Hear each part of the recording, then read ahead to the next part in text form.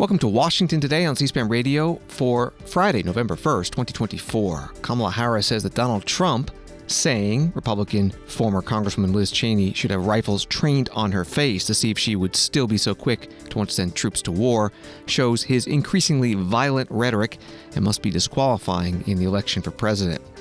Donald Trump today said he stands by his comments that Liz Cheney is a war hawk who would be more reluctant to start wars if she had to do the fighting.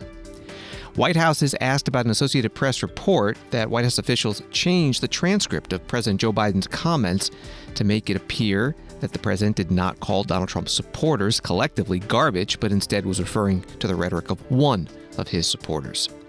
The winner of the Montana U.S. Senate race between Democratic incumbent Jon Tester and Republican challenger Tim Sheehy could determine which party controls the Senate in the next Congress. We'll talk about the contest with a reporter from USA Today. The Labor Department says the U.S. economy added just 12,000 jobs in October, well below expectations. Unemployment rate stays at 4.1%. And President Joe Biden travels to Philadelphia to talk about actions to prevent cuts to union pensions. An Associated Press article, Donald Trump is suggesting that former Congresswoman Liz Cheney, Republican of Wyoming, one of his most prominent critics, should have rifles shooting at her to see how she feels about sending troops to fight. Cheney responded by branding the GOP presidential nominee a cruel, unstable man who wants to be a tyrant. That was from AP. Here is what Donald Trump said Thursday night in Glendale, Arizona. She's a radical war hawk. Let's put her with a rifle standing there with 9 barrels shooting at her, okay? Let's see how she feels about it. You know, when the guns are trained on her face. You know, they're all war hawks when they're sitting in Washington in a nice building saying, oh, gee, let's send 10,000 troops right into the mouth of the enemy. But she's a stupid person. And I used to I'd have meetings with a lot of people, and she always wanted to go to war with people. Donald Trump, former president and Republican presidential nominee, Thursday night in Glendale, Arizona. The Democratic presidential nominee, Vice President Kamala Harris, reacted today as she held a news conference at the airport near Madison, Wisconsin. He has increased his violent rhetoric, Donald Trump has, about political opponents, and in great detail, suggested rifles should be trained on former Representative Liz Cheney. This must be disqualifying. Anyone who wants to be president of the United States who uses that kind of violent rhetoric is clearly disqualified and unqualified to be president. Representative Cheney is a true patriot who has shown extraordinary courage in putting country above party. Trump is increasingly, however, someone who considers his political opponents the enemy, is permanently out for revenge, and is increasingly unstable and unhinged. His enemies list has grown longer, his rhetoric has grown more extreme, and he is even less focused than before on the needs and the concerns and the challenges facing the American people. I have also thought a lot about what this means in terms of our standing in the world. As Vice President, I have represented the United States of America around the world, and what I know is that when we walk in those rooms representing the United States of America, we have the earned and self-appointed authority to then talk about the importance of democracy, the importance of rule of law. And as a result, people around the world who are fighting for freedom and opportunity hold us up as a model. America deserves better than what Donald Trump is offering. America deserves a president who understands our role and responsibility to our people and to the rest of the world to be a model. Kamala Harris, Vice President and Democratic presidential nominee, speaking to reporters at the airport as she landed in Madison, Wisconsin to begin a day of campaigning. Donald Trump, former president, Republican presidential nominee, made a campaign stop at a coffee house in Dearborn, Michigan, and was asked about his comments last night about former Republican Congresswoman Liz Cheney. She's a war hawk. She kills people. She wanted to, even in my administration, she was pushing that we go to war with everybody. And I said, if you ever gave her a rifle and let her do the fighting, if you ever do that, she wouldn't be doing too well, I will tell you right now. But She's a war hawk. She wants to go kill people unnecessarily. And if she had to do it herself and she had to face the consequences of battle, she wouldn't be doing it. So it's easy for her to talk, but she wouldn't be doing it. She's actually a disgrace. Donald Trump at a coffee house in Dearborn, Michigan. Story from Newsweek. With 4 days until Election Day, statistician Nate Silver said that his latest model provides a good update for Vice President Kamala Harris in the extraordinarily tight presidential election, even as former President Donald Trump remains the front runner. Silver, the forecaster who leads the Silver Bulletin, released the first model run of November on Friday, finding Harris with growing support in Michigan and Wisconsin, two crucial swing states. Harris's clearest path to victory would be to hold the three blue wall battleground states of Michigan, Pennsylvania, and Wisconsin. Barring any shock results elsewhere, those 44 Electoral College votes would put the Democratic nominee exactly at 270. If she also secures the other 226 Electoral College votes she's predicted to win by the Cook Political Report, and 270 to win. That was from Newsweek. Kamala Harris, one of her stops today, was in Janesville, Wisconsin. As we go forward, when we win, we will also continue to fight to expand the freedom to organize by passing the PRO Act and work to end union busting once and for all. We will protect the pensions of union workers and retirees. I've done it before. I'll do it again. Because when it comes to your pension, Social Security, Medicare, those are retirement benefits that the people have earned and are due without anyone trying to take them away.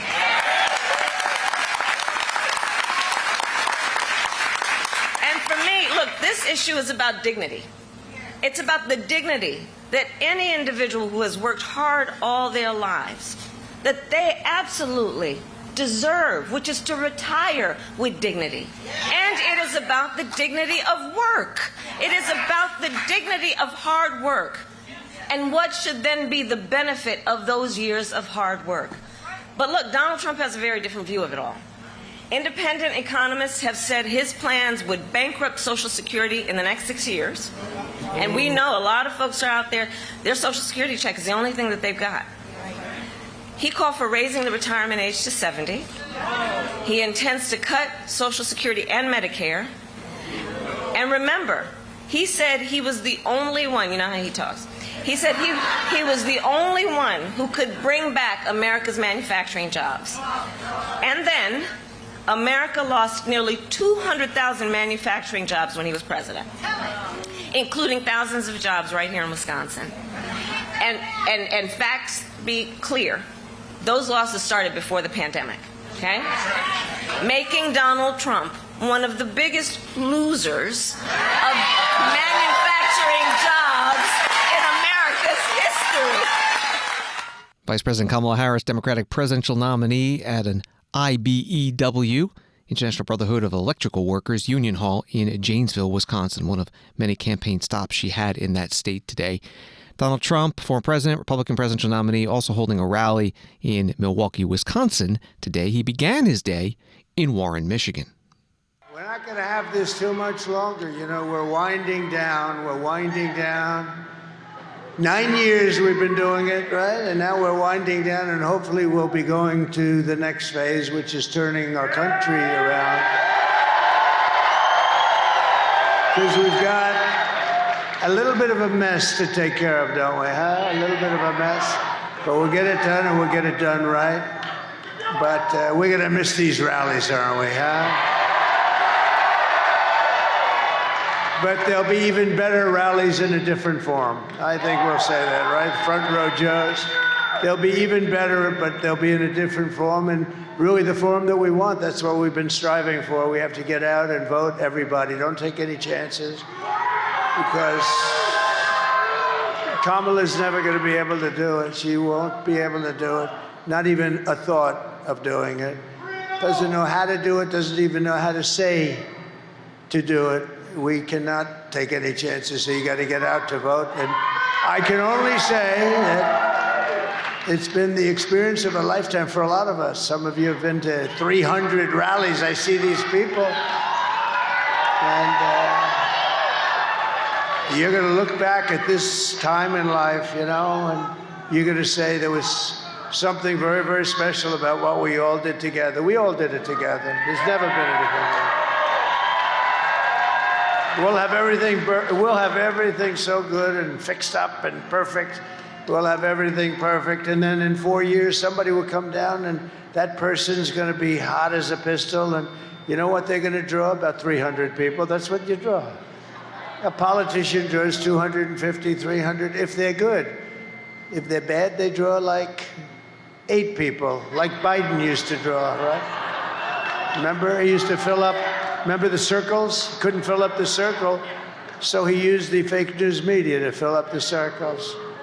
But no, it's different, but there'll never be, in the world, there'll never be anything like what we've done. We've done something that's unprecedented, and we've had fun, but now we have to get, hopefully, to work. We got to win, you got to get out and vote, and then we're going to do a real job for you all, and we're going to meet again many times, I hope. But this has been the thrill of a lifetime for me and for you and for everybody, and now we want to take that thrill and turn it into let's do business, right? Let's do business. Former President Donald Trump, Republican presidential nominee, holding a campaign rally in Warren, Michigan. Washington Post reports the Secret Service said Friday it had carried out multiple reforms since the July 13th assassination attempt on former President Donald Trump at a campaign rally in Butler, Pennsylvania, and signaled that the agency has not dismissed any agents for the security failures that day, according to a copy of the final internal report to be sent to Congress and other agencies.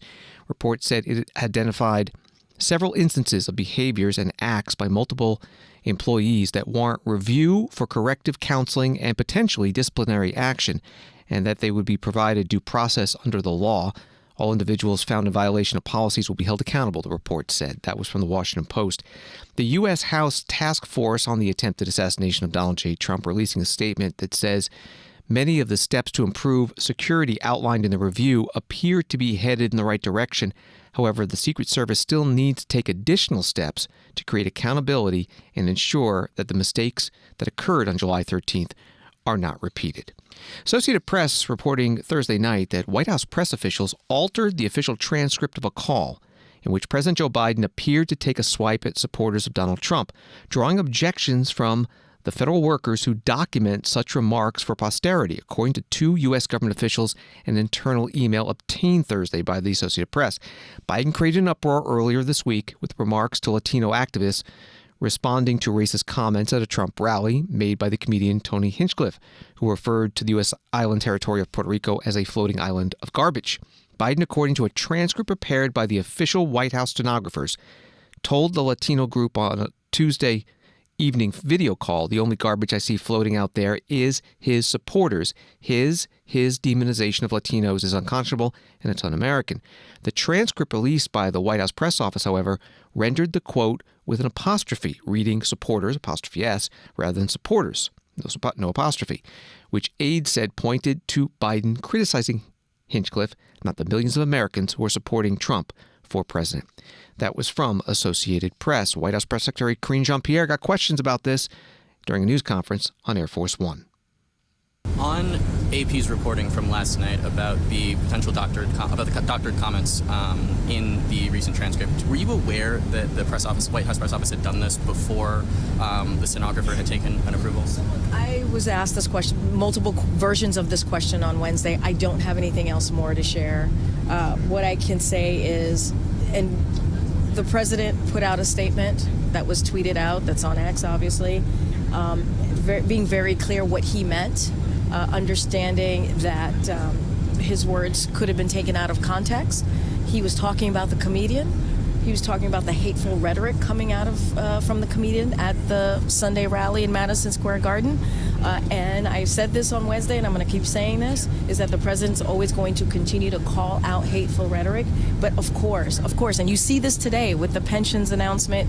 You saw it this week when he went to Baltimore to announce some ports infrastructure investment, $147 million that went to Baltimore, to Maryland specifically. 27 states, 11 of those states are red states. I mean, these are things that the president wants to continue about, and he always will be a president for everyone, even if you did not vote for him. I don't have anything else to share beyond that. What we want to make sure, we think what the most important thing for Americans to know is that this is a president that went back and wanted to clarify what he said because he didn't want to take it out of context. I think that says a lot about this president. And we've been pretty consistent about him wanting to be a president and continuing to be a president for all Americans. And that's what you're going to see. I don't have anything else to add beyond that. The White House Press Secretary Karine Jean-Pierre speaking to reporters on Air Force One. House Speaker Mike Johnson, Republican of Louisiana, posting on X, Joe Biden and Kamala Harris's disdain for half of America was exposed when Biden said Trump supporters are garbage. They won't apologize because they actually believe that, and changing the official transcript won't erase the truth. The message was delivered loud and clear. This is Washington Today. Both the Democratic and Republican vice presidential nominees, Tim Walz and J.D. Vance respectively, had campaign events today in Michigan. Tim Walz, also Minnesota governor, made a stop in Detroit. The only thing Donald Trump knows about working people and middle-class people is how to take advantage of them. That's his entire set of knowledge that he has. And he talks about this. He talks about manufacturing. The only thing he knows how to manufacture is bullshit, and he's continued to do it. His presidency was an endless string of broken promises. He came, remember this, he came, I know the Congresswoman remembers this, said under his presidency, you won't lose a single plant. You won't lose a single manufacturing plant. And I said this, technically he did not lie. You lost 6 plants. Across the country, including right down the street in Warren. And that's one that he said you would not lose. Trump gave tax cuts to the very companies that ship those jobs overseas. He encouraged automakers to move out of states like Michigan and move to anti-union states so they could save money and pay their workers less. He should probably have been able to figure this out. There's a reason that unions across Michigan, from the Teamsters to the laborers to the operating engineers to UAW, have endorsed Kamala Harris for president.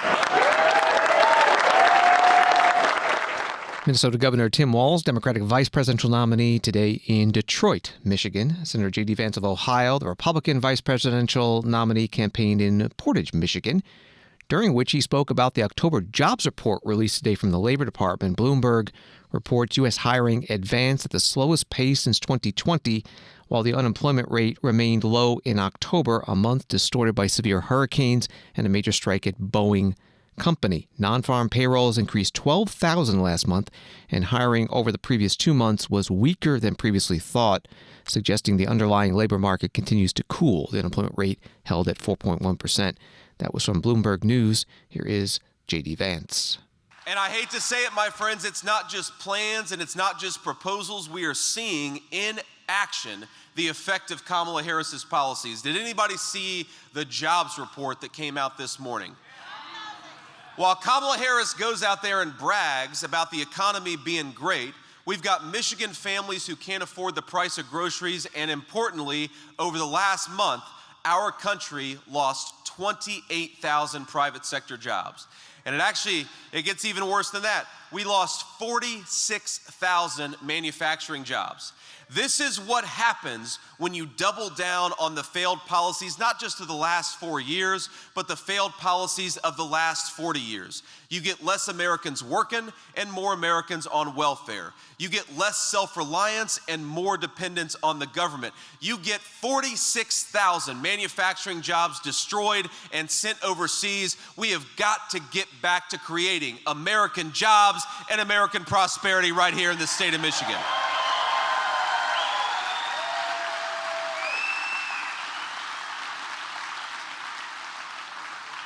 We cannot keep doing more of the same and expect different results. We have got to take this country in another direction. J.D. Vance, Ohio Senator and Republican vice presidential nominee, campaigning in Portage, Michigan today. This last weekend of the presidential campaign, C-SPAN will have extensive, uninterrupted coverage of rallies from the Democratic and Republican presidential and vice presidential nominees and surrogates. Check out the schedule at cspan.org or on the free C-SPAN Now mobile app for what's on tap for Saturday and Sunday and Monday.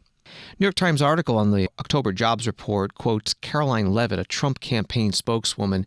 This jobs report is a catastrophe and definitively reveals how badly Kamala Harris broke our economy. In a single month, Kamala's failed economic agenda wiped out nearly 30,000 private sector jobs and nearly 50,000 manufacturing jobs. The New York Times article continues, Ms. Leavitt's statement left out important context. The manufacturing decline, about 46,000 jobs, was mostly in transportation equipment factories, thanks almost entirely to a strike at Boeing that also affected its suppliers, the Labor Department noted. That strike is now over. Acting Labor Secretary Julie Su spoke about the jobs report during a news conference on Air Force One. On the jobs report, should Americans be concerned that the economy is cooling in this moment? And what is the administration doing at the moment to ensure that jobs continue to be generated going forward? Great. So 2 questions and 2 answers. No, we should not be concerned about cooling. There were some anomalies last month that led to a much lower jobs number. One was, of course, the devastating hurricanes, back-to-back hurricanes that hit the southeast part of the country. We saw people who lost their lives, lost their homes, lost their businesses. The federal government was on the ground immediately working with state and local authorities to do everything from search and rescue to clearing roads to making sure that people had water and power back. But in terms of the jobs numbers, it meant that there were employers who, would have been hiring or may have been even ramping up because of the holiday season coming up, who just simply couldn't do that. So the hurricanes had a really big effect. And then, of course, there were workers on strike, over 30,000 of them. When they're on strike, their numbers also show up as a decrease in the jobs, which is the nature of the numbers. But what do we need to do to continue the incredible economy that we have had is to keep on making the investments that the Biden-Harris administration has had. Where we've got over 60,000 infrastructure projects going on around the country. I've visited many of them. We have apprenticeship programs bursting at the seams, people being able to look for jobs and get jobs in communities that were shuttered, where factories were closed in the last administration, now opening up again, and we just need to keep up that work. Acting Labor Secretary Julie Su, news conference on Air Force One. On Wall Street today, the Dow up 288, NASDAQ up 144, S&P up 23. White House putting out a press release today. President Biden will travel to Philadelphia, Pennsylvania to announce that the Biden-Harris administration has protected more than 1.2 million pensions because of the American Rescue Plan's Butch-Lewis Act. According to a new report from the Department of Labor, during the visit, President Biden will announce actions to prevent cuts to the earned pension benefits of 29,000 United Food and Commercial workers and retirees, primarily in Pennsylvania, Delaware, and New Jersey. That was part of the press release from the White House. Here is President Biden in Philadelphia. Before the Butch-Lewis Act became the law of the land, union workers and retirees faced cuts of up to 70% or more of the retirement benefits through no fault or none. But now, because of what Kamala and I did in Congress, and folks like Brendan Boyle and others, because of the labor leaders that are here, because of many of you, pensions of millions of union workers and retirees are protected. Food warehouse workers, truck drivers, scores of others don't worry anymore about the benefits being cut, because now they know, because of what we've done, they'll receive the full amount of their pensions they've worked hard for, and they'll receive it for decades to come. Folks, look, for all those retirees whose benefits are already cut, as you heard today, and many of you hopefully benefited as well, they'll be made whole again. All you lost will be made up, and those with benefits restored retroactively. But folks, that's what I call a pretty big deal. Folks,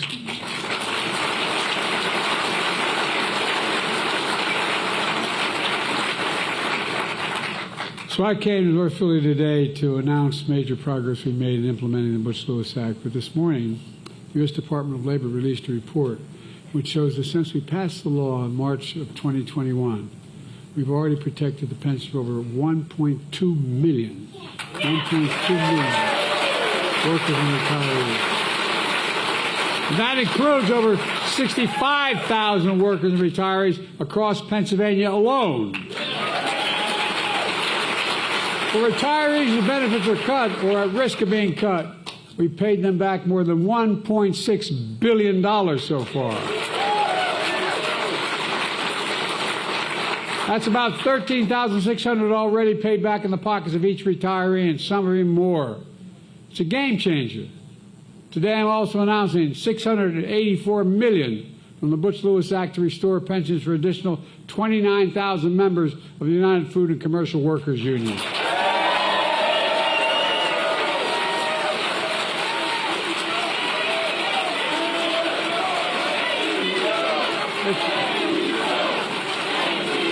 You earned it. So, don't thank me, thank you. You shouldn't have to thank anybody. You shouldn't have to thank anybody. Look, there are nearly 11,000 workers and retirees living right here in Pennsylvania. President Joe Biden today in Philadelphia. The Pittsburgh Post-Gazette writing an article on the president's visit, saying the AFL-CIO says union members, their households, and retirees make up 20% of the electorate in Pennsylvania, the most populous swing state, and other battleground states. Washington Today continues in a moment. Join us for live election night coverage. No commercials, no pundits, no spin. Just the results of the presidential race and important statewide races, the candidates, and your voice, the voters. Help us keep this vital, unfiltered coverage accessible to everyone. Visit cspan.org/donate to make your tax-deductible contribution today. Thank you for supporting C-SPAN's unmatched election coverage. Donate today at cspan.org/donate.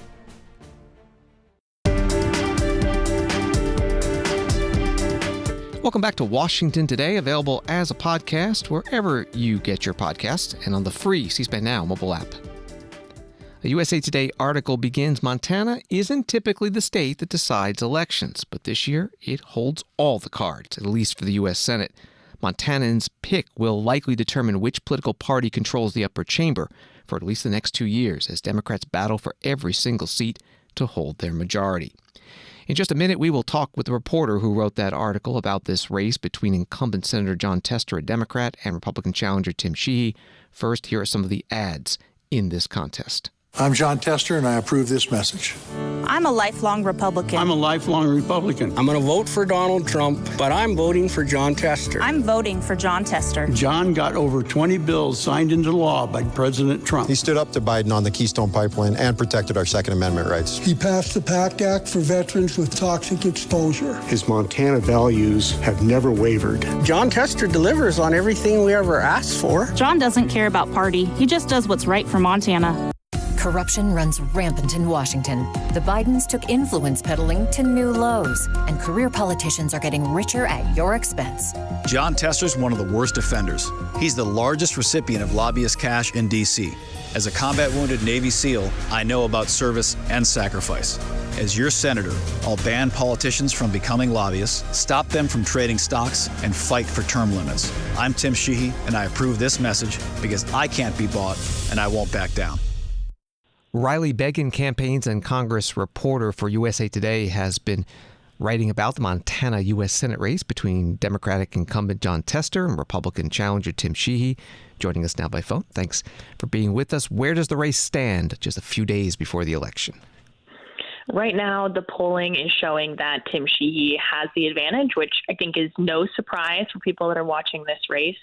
This is a heavily Republican state, but people who are there on the ground and have followed this race closely are saying Tester still stands a chance. So we will see.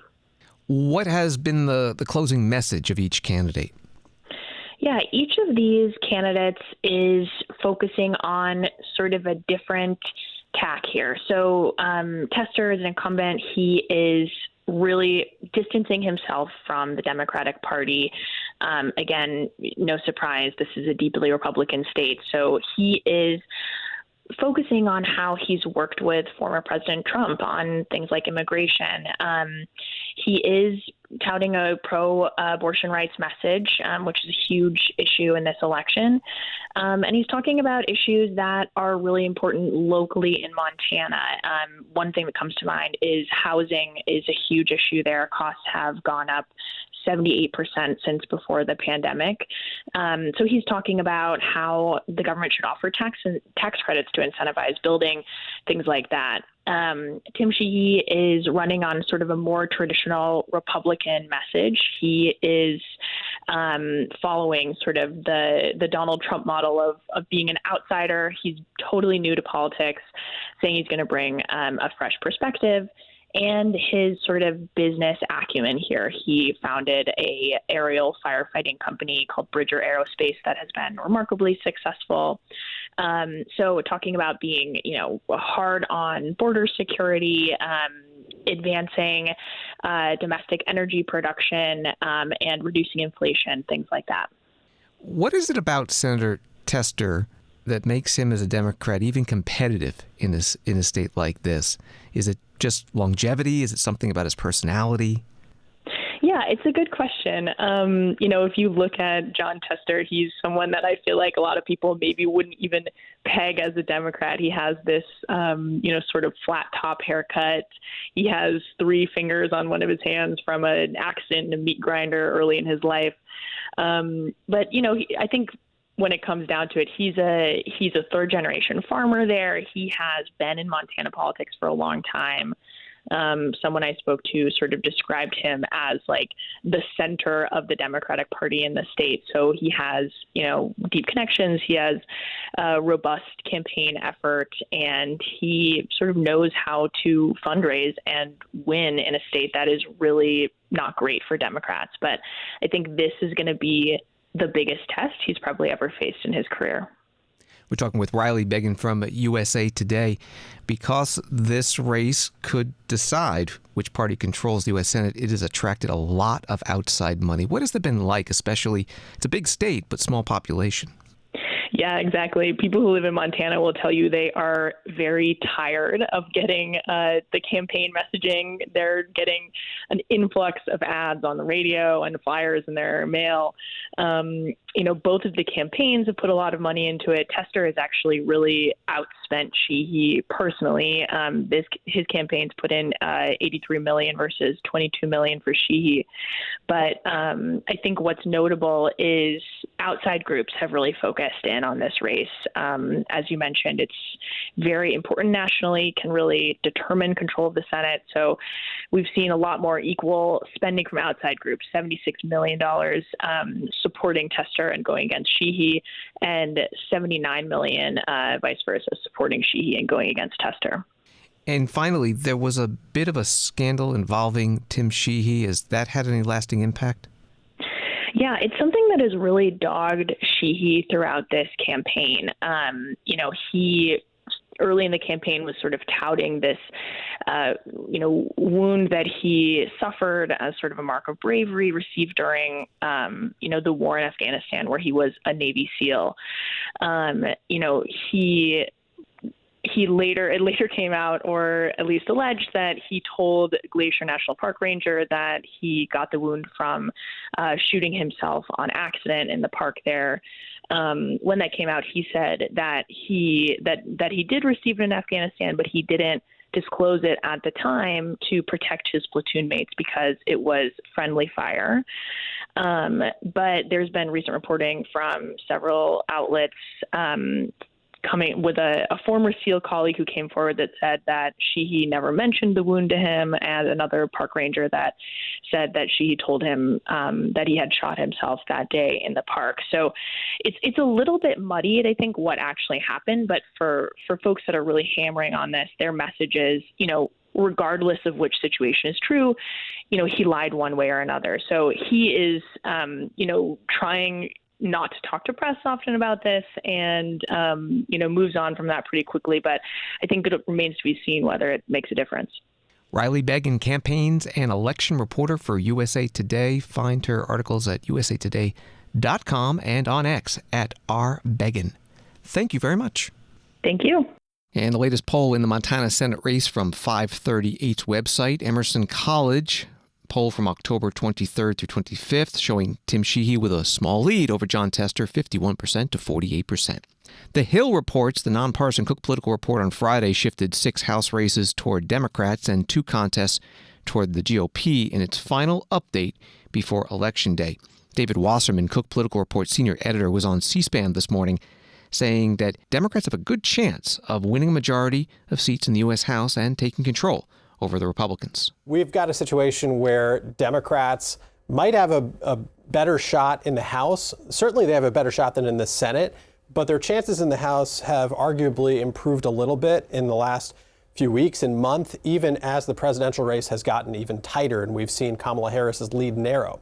And there are three reasons why Democrats have an opportunity to flip control of the chamber. Right now, there are 221 Republican seats, 214 Democratic seats. So Democrats need to pick up a net of 4 to make Hakeem Jeffries the speaker rather than Mike Johnson. And there are a couple reasons why they have a decent chance to get there. The first is that the House is being fought on friendlier terrain for Democrats than the Senate or possibly the Electoral College. You know, we've got 16 Republicans running for re-election in districts that voted for Joe Biden 4 years ago. There are only 5 Democrats running for re-election in districts that voted for Donald Trump. And most of those Democrats in Trump districts have decent brands heading into Election Day. Some could be tough to beat. The 16 Republicans, most of them are in 2 blue states where Democrats underperformed in the 2022 midterms, California and New York. The second reason is you've got a decent number of check and balance voters out there who dislike both presidential candidates. They don't want either party going too far in the next Congress. And the dynamic in 2016 and 2020 was a lot of these voters, particularly suburban independents and especially women, they didn't like Donald Trump at the top of the ticket, but they were open to voting for a more normal Republican down ballot. And Republicans actually had pretty good years in those elections. But this year, voters are very conflicted about their expectations of who's going to win. And to the extent a lot of those same voters want a check or an insurance policy on Trump going too far, they're opting for a Democrat down ballot. We're noticing a handful of key races where Democrats are outperforming Harris in polling. And then the third reason is that House Republicans have been a mess for the last 2 years. It took them 15 votes to elect a speaker last January. It took just 8 Republicans to overthrow that speaker, Kevin McCarthy. And we've seen downstream fundraising consequences of that leadership turmoil. Democrats have clobbered Republicans at the candidate fundraising level. It's a disparity unlike anything we've seen in a long time. And the median Democratic incumbent, as of the beginning of October, in a competitive race, had 3 times as much money raised as the median Republican challenger, $6.3 million to $2.2 million, whereas the median Democratic challenger had raised just as much money as the median Republican incumbent. What that means is that a lot of Democrats are going to be controlling the narrative or have controlled it in the final weeks of the campaign. David Wasserman, Cook Political Report senior editor on C-SPAN's Washington Journal program this morning. That was just part of an hour-long discussion that also included viewer and listener calls and questions to him. You can find that archived at our website, cspan.org. One of the House races listed by the Cook Political Report as a toss-up is Colorado's 8th District. The Denver Post writes that Congresswoman Yadira Caraveo, a Democrat, has built a slight edge over Republican opponent Gabe Evans in Colorado's tightest congressional contest, less than a week before the November 5th election, according to a poll released Wednesday. But her lead, less than 2 percentage points, remained well within the survey's margin of error. The latest data from Emerson College polling survey of 485 voters in the 8th Congressional District north of Denver shows 47.5% of voters backing the freshman Democrat and pediatrician versus 45.8% favoring Evans, a state representative who's an Army veteran and a former Arvada police officer. That was from the Denver Post. Those two candidates debated October 18th. It was hosted by KUSA-TV 9 News in Denver. One of the questions from the moderator was on immigration and border security. The U.S. is facing a worker shortage, and analysts say mass deportation would exacerbate it, causing disruptions in industries like construction, healthcare, and agriculture. Do you support mass deportation, and how would you address the worker shortage? Also, would you support amnesty for some migrants, like dreamers or model citizens? So when it comes to the border, I've had a very clear 3-step plan. We must secure the border, something that my opponent has called on the president to defund from, defund immigration and customs, defund the Border Patrol. We have to make sure that we're fixing the system for those folks who want to come here and work legally. My grandfather came to the country from Mexico, earned his citizenship with 2 Purple Hearts in World War II. We have to make sure that we're fixing this system for folks that want to come here either to become citizens or to work, as you said, in our economy without perhaps becoming citizens. We also have to empower our law enforcement to be able to deport those folks that are in our countries and causing and committing other crimes. My opponent has voted to prohibit law enforcement from even being able to coordinate with immigration and customs to have those violent folks in our communities deported. That's the plan that I support. I think once we start enforcing the laws, what we'll see is that the violent criminals are going to be deported from our communities, and the other folks are going to be able to take their place in that line to legally follow our laws to come live here or work here. So you don't support mass deportation. You want to start with criminals first. We have to aggressively prioritize those criminals. Okay. Congresswoman, many Democrats favor mass amnesty over mass deportation, which would make migrants eligible for, among other things, Social Security and Medicare, which, as I'm sure you know, are already going broke. Do you support mass amnesty, including for criminals? And if so, where would you get the money? Well, what we need around immigration is reform that has not happened for about 40 years. The last time that we had any comprehensive laws passed on this was when my parents were able to naturalize their status in the 80s. So what we need to do is look at a balanced approach. Quite frankly, that the Senate did in a bill that was presented then to a person that you saw on screen earlier who has endorsed my candidate, House Speaker Mike Johnson, and it was not brought up for a vote before us because President Trump decided that this is a better issue for Republicans to run on than to actually solve. What we need to do is to look at a balanced approach that secures the border, that creates a legal pathway for citizenship to address worker shortages, but that also makes sure that we're looking at people like Dreamers, et cetera, and legalizing their status. Congresswoman Yadira Caraveo, a Democrat from Colorado, representing the 8th Congressional District, debating the Republican challenger Gabe Evans on October 18th. This is one of the races that polling suggests is virtually tied going into Election Day, and the outcome will help decide which party controls the House in the next Congress. And the House Administration Committee already making plans for the incoming freshman members of Congress, the newcomers, announcing that on Tuesday, November 12, 2024, the 119th Congress members-elect will arrive in Washington, D.C. for the 10-day-long new member orientation.